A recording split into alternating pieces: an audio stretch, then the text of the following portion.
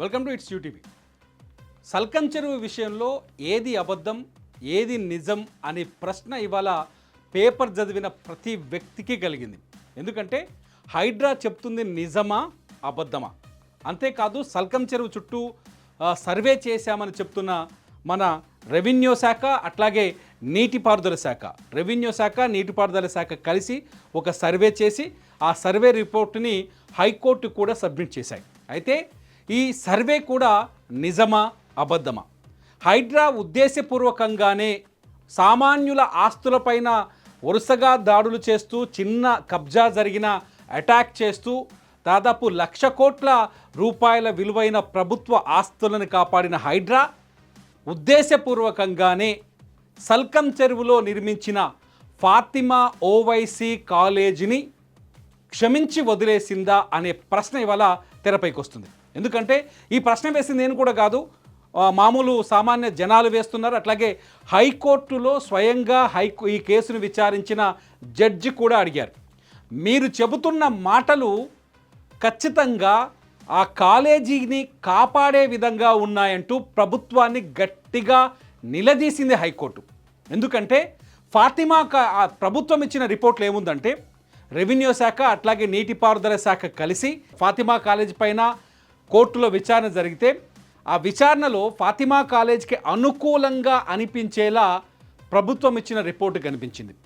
Revenue శాఖ నీటిపారుదల శాఖ రిపోర్ట్ ఏమని కనిపించిందంటే సింగిల్ బోర్డ్లో చెప్పాలంటే ఫాతిమా కాలేజ్ అనేది సల్కం చెరువు FTL పరిధిలో లేదు అని చాలా క్లియర్గా ప్రభుత్వం ఒక నివేదికను నిన్న హైకోర్టుకు సబ్మిట్ చేసింది.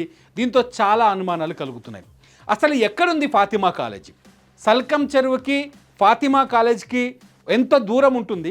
అసలు చెరువులో ఏది FTL అవుతుంది, ఏది FTL కాదు అనే విషయాన్ని ఇప్పుడు ఒకసారి మనం చూద్దాం. ఇక్కడ విజయ్ గోపాల్ అనే వ్యక్తి ఫాతిమా కాలేజ్ FTLలో ఉంది, ఖచ్చితంగా దానిపైన కూడా హైడ్రా చర్యలు తీసుకోవాలి, కానీ ఉద్దేశపూర్వకంగానే తీసుకోవట్లేదు అని 2024లో హైడ్రా చర్యలు తీసుకుంటుంది అనుకున్నారు. 2024లో హైడ్రా చర్యలు తీసుకోలేదు. 2024లో చాలా చోట్ల ఈ ఫాతిమా కాలేజ్ గురించి మాట్లాడుతూ వచ్చిన హైడ్రా కమిషనర్ రంగనాథ్ గారు చాలా స్పష్టంగా కొన్ని విషయాలు చెప్పారు. ఫాతిమా కాలేజ్ కావచ్చు, మల్లారెడ్డి కాలేజ్ కావచ్చు, లేకపోతే అనురాగ్ యూనివర్సిటీ కావచ్చు, ఇలా విద్యార్థులు చదువుకుంటున్న కాలేజీలకు కొంత సమయం ఇవ్వడం జరిగింది.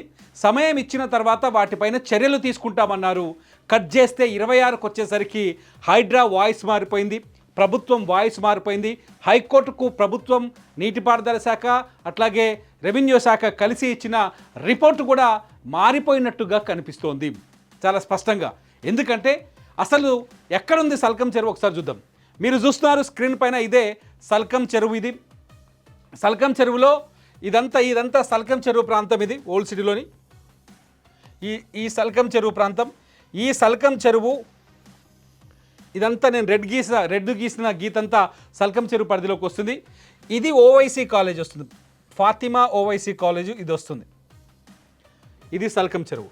కాలేజ్ చుట్టూ చెరువు ఉంది, కాలేజ్ చుట్టూ చెరువు ఉంది, కానీ కాలేజ్ మాత్రం చెరువులో లేదు అనేది ఇప్పుడు ప్రభుత్వం చెప్తున్న వాదన. ఇవాళ హైకోర్టులో ఏం చెప్పింది? నిన్న హైకోర్టులో ప్రభుత్వం కాలేజ్ చుట్టూ చెరువు ఉంది కానీ కాలేజ్ మాత్రం చెరువులో లేదు. ఎందుకు లేదయ్యా అని హైకోర్టు అడిగితే, గత ప్రభుత్వం మిషన్ కాకతీయ కింద ఈ చెరువునంతా డెవలప్ చేసిందంట. డెవలప్ చేసి చెరువులోంచి నీళ్లు బయటకు రాకుండా ఒక పద్ధతి ప్రకారం చుట్టూ అంతా నిర్మించింది కాబట్టి అప్పుడు చాలా క్లియర్గా ఇది FTAలో లేదని నిర్ధారించిందని వెనక్కి దోషపడేసింది. చూడండి విచిత్రంగా. అంటే మొత్తం ఈ మీరు ఆలోచించండి, సాధారణంగా ఇదంతా చెరువు అయినప్పుడు, చెరువు నిండినప్పుడు నీళ్లు కాలేజీలకు రావా? నిజానికి ఇదంతా FTL అవుతుంది. ఇప్పుడు నేను రెడ్ గీత మళ్ళీ ఒకసారి గీస్తాను, ఇదంతా FTL అవుతుంది. లెక్క ప్రకారం, ప్రభుత్వం చెప్తున్న లెక్కల ప్రకారం ఇన్ని రోజులు హైడ్రా చెరువుల్లో కూల్చివేతలు చేపట్టిన దాని ప్రకారం ఖచ్చితంగా FTL అవుతుంది. కానీ ఫాతిమా కాలేజ్ ఒక్కటే FTL కాదని చెప్పడం వెనుక ఆశ్చర్యం కలుగుతుంది, అనుమానాలు కలుగుతున్నాయి, సాధారణంగా అందరికీ ప్రశ్నలు తలెత్తున్నాయి. నాది కూడా ప్రశ్నే. ఎందుకంటే సాధారణంగా FTL ఎలా ఉంటుంది ఒకసారి నేను మీకు చూపిస్తాను. FTL ఎట్లా ఉంటుందంటే, ఇది చెరువు అనుకోండి, ఇది ఒక చెరువు అనుకోండి, నేను ఆల్రెడీ మీకోసం చేసి పెట్టండి. చెరువు అనుకోండి, ఈ చెరువు చుట్టూ ముంపు ప్రాంతం ఎంత దూరం ఉంటుందని FTL అంటారు. చాలా క్లియర్గా ఫుల్ ట్యాంక్ లెవెల్ FTL అంటే ఏదైతే చెరువు ఉంటుందో, ఇది ఒక చెరువు అనుకోండి, ఈ చెరువు చుట్టూ ఎంత దూరం చుట్టూ దాన్ని తీసి రౌండ్ అప్ ఎక్కడైతే చెరువు ఫుల్గా నీళ్ళు వస్తే ఆ నీళ్ళు వచ్చే ప్రాంతం ఉంటుందో దాన్ని ఎఫ్టీఎల్ అంటారు. ఎఫ్టీఎల్ పరిధిలోకి చెరువుకు కట్ట ఉన్న ఏదైనా మనం ఓ కట్ట నిర్మిస్తారు కదా చెరువు అలుగెళ్ళడానికి, అలుగెళ్ళిన ప్రాంతంలో కూడా ఎఫ్టీఎల్ పరిధి వస్తుంది. చాలా క్లియర్, ఇదే చెప్తోంది రెవెన్యూ శాఖ. ఒక సామాన్య వ్యక్తిగా ప్రశ్నిస్తున్న, చెరువు చుట్టూ ఇంత క్లియర్గా ఎఫ్టీఎల్ ఉన్న చోట ఎందుకు ఫాతిమా కాలేజు ఎందుకు ఎఫ్టీఎల్లోకి రాదు అంటే ప్రభుత్వాలకి అనుకూలంగా పనిచేస్తుందా హైడ్రా అనే సందేహం ఇక్కడ కలుగుతోంది. ప్రభుత్వాలకి అనుకూలంగా పనిచేస్తే ఖచ్చితంగా ఫాతిమా కాలేజ్కి ఇక్కడ బెనిఫిట్ అవుతుంది. చాలా చూసాం మనం, మాదాపూర్లో కావచ్చు, లేకపోతే పటాన్చెరులో కావచ్చు, ఎక్కడైనా సామాన్యులు ఇళ్ల నుంచి సామాన్లు కూడా తీసుకొని బయటకు రాకముందే హైడ్రా కూల్చివేసిన సంఘటనలు చాలా చూసాం. చాలా స్పష్టంగా రంగనాథ్ గారు వివరణ ఇచ్చుకుంటూ వచ్చారు. ఏమొచ్చారు, అయ్యా మేము ముందు నోటీసులు ఇచ్చాం, అంతకుముందు ఆ ఇళ్లలో ఎవరు లేరు, ఖాళీ చేశారు, వీడియోలు తీసాం అని చెప్పారు తప్ప ఇవాళకి కూడా సామాన్యులకు ఎక్కడ అన్యాయమే జరిగింది. నిర్మించిన ఇళ్లను కూల్చేశారు, నివాసం ఉంటున్న ఇళ్లను కూల్చేశారు, ఇవన్నీ సాక్ష్యాలు ఉన్నాయి. కానీ ఇక్కడికి వచ్చేసరికి ఫాతిమా ఓవైసీ కాలేజ్ దగ్గరికి వచ్చేసరికి మాత్రం రూల్స్, రెగ్యులేషన్స్, చట్టం అడ్డం వచ్చేసింది. రెవెన్యూ శాఖ చెప్తుంది ఎఫ్టీఎల్ పరిధిలో లేదు ఫాతిమా కాలేజ్ అంటది. ఒకసారి ఆలోచించండి, సామాన్యులు ఎవరైనా నీటిపారుదల శాఖ వాళ్ళు అవగాహన ఉన్న వాళ్ళు చాలా స్పష్టంగా చెప్తారు ఇది ఎఫ్టీఎల్ పరిధిలో ఉందో లేదో. చెరువు ఇక్కడ రాకొచ్చి ఇక్కడ ఆగిపోయిందా, విచిత్రంగా ఉంది. హైకోర్టు కూడా ఇవే ప్రశ్నలు అడిగింది, నాయగా అనుమానాలు, హైకోర్టు కూడా ఇవే ప్రశ్నలు అనేది. ఇప్పుడు ట్రోల్ అవుతుంది ఏంటంటే, ఏం ట్రోల్ అవుతుందంటే ఖచ్చితంగా హైడ్రా సీఎం రేవంత్ రెడ్డికి అనుకూలంగా పనిచేస్తుందనే ప్రచారం మొదలైంది.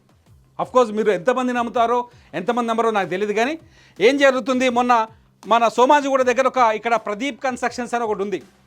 ఈ ప్రదీప్ కన్స్ట్రక్షన్స్ హుస్సేన్ సాగర్లోకి చొచ్చుకొచ్చింది. ఆ హుస్సేన్ సాగర్ ఎఫ్టీఎల్ పరిధిలోకి వస్తుంది ప్రదీప్ కన్స్ట్రక్షన్, కాబట్టి ఈ నిర్మాణాలపైన కూల్చివేతకు అవకాశాలు ఉన్నాయని చెప్పేసి ఒక చర్చ జరిగింది. హైడ్రా కమిషనర్ రంగనాథ్ గారు అక్కడికి వెళ్ళి చూసి పరిశీలించి పరిశోధించి వచ్చారు. హుస్సేన్ సాగర్కి ఇది ఎఫ్టీఎల్ అయినప్పుడు ఫాతిమా కాలేజ్ ఎందుకు ఎఫ్టీఎల్ కాదు? సల్కం చెరువుకి హుస్సేన్ సాగర్ నీళ్ళు వచ్చి ఇక్కడ బార్డర్ ఎఫ్టీఎల్ అయింది, ప్రదీప్ కన్స్ట్రక్షన్ కూల్చేయాలి, క్లియర్ కూల్చేయాలి. ఎఫ్టీఎల్ అయితే ఎవరిదైతే కూల్చేయాలి. మరి ఫాతిమా కాలేజ్ ఎందుకు ఎఫ్టీఎల్లోకి రాలేదు? చెరువు ఏదైనా దాని చుట్టూ ఖచ్చితంగా ఎఫ్టీఎల్ ఉంటుంది, ఫుల్ ట్యాంక్ లెవెల్ ఉంటుంది. ఏ చెరువుకైనా ఫుల్ ట్యాంక్ లెవెల్ ఉంటుంది. ఫుల్ ట్యాంక్ లెవెల్ లోపలికి వచ్చిందంటే అరే నీళ్లు దాక్కుతున్నాయి కదా, మీరు ఒకసారి చూడండి, అవన్నీ వదిలేద్దాం, నీళ్లు దాక్కుతున్నాయి కదా, చాలా క్లియర్గా నీళ్లు దాక్కుతున్నాయి కదా కాలేజ్కి, ఇక్కడ నీళ్ళు దాక్కుతున్నాయి కదా, వీడికెళ్ళి నీళ్ళు రావా పైకి? ఎఫ్టీఎల్ కాదా? విచిత్రంగా ఉంది. ఎఫ్టీఎల్ కాదని చెప్తుంది ప్రభుత్వం. ఎట్లా ఎఫ్టీఎల్ కాదు ఇది? వచ్చి నీళ్ళు చాలా స్పష్టంగా దాక్కుతున్నాయి కదా కాలేజ్ గోడలకి, చాలా స్పష్టంగా. చాలా సందేహాలు ఉన్నాయి హైడ్రా మీద, ఖచ్చితంగా సందేహాలు ఉన్నాయి. రంగనాథ్ గారు 2 ఏళ్ల క్రితం ఆయన మాట్లాడిన మాటలు యూట్యూబ్లో సెర్చ్ చేసి కొడితే చాలా స్పష్టంగా తెలుస్తాయి. అన్నింటిపైన చర్యలు తీసుకుంటాం, ఫాతిమా కాలేజ్ పైన చర్యలు తీసుకుంటామని చెప్పారు. మరి ఇప్పుడు ప్రభుత్వానికేమో హైకోర్టుకేమో ఏం చెప్తున్నారు రంగనాథ్ గారు? సైలెంట్గా ఉన్నారు ఇక్కడ హైకోర్టులో.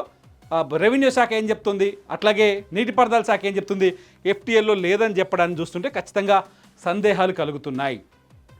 ఈ ఇమేజ్ని చూసిన తర్వాత, ఈ మ్యాప్ను చూసిన తర్వాత సల్కం చెరువుకు ఆనుకొని ఉన్న ఫాతిమా ఓవైసీ కాలేజ్ ఎఫ్టీఎల్లో ఉందా లేదా మీకేమనిపిస్తుంది? నేను ఇంకొక ఇమేజ్ చూపిస్తాను మీకు. నేను ఇంటర్నెట్లో కొద్దిసేపటి క్రితం వెతికాను, ఒకసారి ఆ ఇమేజ్ చూస్తే మీకు అర్థమైంది. ఒక ప్రముఖ పత్రిక, హైదరాబాద్లోని ఒక ప్రముఖ పత్రిక తన వెబ్సైట్లో ప్రచురించిన ఇమేజ్ ఇది. 2012లో సల్కం చెరువు ప్రాంతం ఎలా ఉంది, చాలా క్లియర్గా ఇది చెరువు, ఇదంతా ఎఫ్టీఎల్ అని చాలా స్పష్టంగా అర్థమవుతుంది. దీనికి రెవెన్యూ శాఖ హద్దులు సరిహద్దులు ఏంటో తెలియదు, కానీ చాలా క్లియర్గా ఇదంతా ఎఫ్టీఎల్ అని అర్థమయ్యేలా ఉంది. ఇక్కడే ఫాతిమా ఓవైసీ కాలేజ్ కట్టింది 2024లో. ఇది ఒక ప్రముఖ పత్రిక ప్రచురించిన ఇమేజ్ ఇది. 2024లో చాలా క్లియర్గా ఈ ప్రాంతం అంతా ఆక్యుపై అయింది. ఓకే, చాలా క్లియర్గా అర్థమవుతుంది. ఇప్పుడు మీకేం అర్థమవుతుంది? 3 ప్రశ్నలు. ప్రభుత్వం, రెవెన్యూ శాఖ, నీటిపారుదల శాఖ ఏం చెప్తుంది? ఫాతిమా కాలేజు ఎఫ్టీఎల్ పరిధిలో లేదని చెప్తుంది చాలా క్లియర్గా. హైడ్రా ఏం చెప్తుంది? ఎఫ్టీఎల్లో లేదు కాబట్టి మేము కూల్చలేమని చెప్తుంది. ప్రభుత్వం ఏం చెప్తుంది? ఎఫ్టీఎల్ పరిధిలో ఉంటేనే హైడ్రా కూల్చేస్తుందని చెప్తుంది. హైదరాబాదులో 2500 ఎకరాలకు పైగా ప్రభుత్వ భూమిని కాపాడిన హైడ్రా ఎందుకు రాజకీయ పార్టీల అధినేతల కాలేజీలు కావచ్చు, రాజకీయ నాయకుల విద్యా సంస్థలు కావచ్చు, రాజకీయ నాయకుల ఆస్తులు కావచ్చు, వాళ్ళ జోలికి వెళ్ళట్లేదు? నా ప్రశ్న ఇదే. ఒక సామాన్యుడిగా అడుగుతున్నా, మీకేమైనా అనిపిస్తుందా? ఈ వీడియో కింద కామెంట్ చేయండి. చూస్తూనే ఉండండి ఇట్స్ యూటీవీ. నా పేరు తిరుమల.